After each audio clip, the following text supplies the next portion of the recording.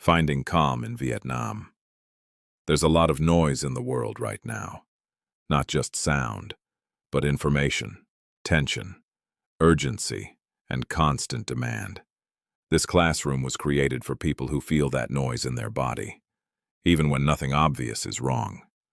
It's called Finding Calm in Vietnam, and it's a gentle, three-part classroom designed for people living with long-term stress, nervous system overload, or PTSD, especially those who've spent years in large, high-intensity cities.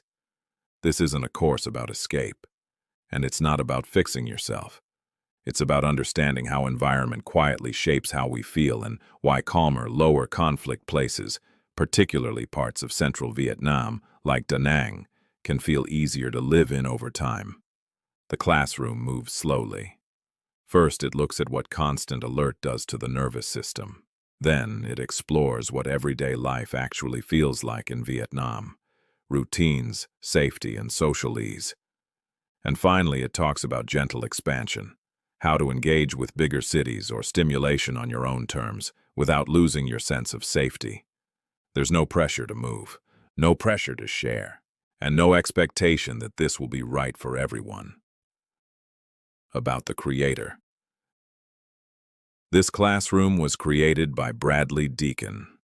Bradley spent more than 2 decades serving the Australian federal government, including nearly 15 years with the Australian Federal Police.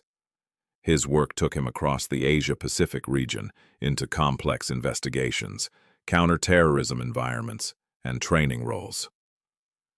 Later, his work involved prolonged exposure to some of the most confronting material on the internet, including child sexual exploitation, terrorism, and abhorrent violent content that included extreme violence, both on the open web and dark web. Over time, that exposure took a toll. Bradley now lives with PTSD and is supported by a dedicated medical team of psychiatrists, clinical psychologists, and general practitioners. Through that process, he's learned, personally and practically, how much environment, routine, and reduced stimulation matter. Today, Bradley lives in a quieter setting, away from constant media cycles and global tension. He can only work on a computer for limited periods, usually 1 to 2 hours a day, due to sensory overload. Developing this classroom inside the Skool platform has been part of his recovery. It keeps his mind active, purposeful, and engaged, while still respecting his limits and working alongside professional care. This classroom doesn't replace therapy.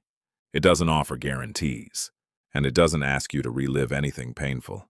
It simply offers perspective, lived insight, and a slower way of looking at life.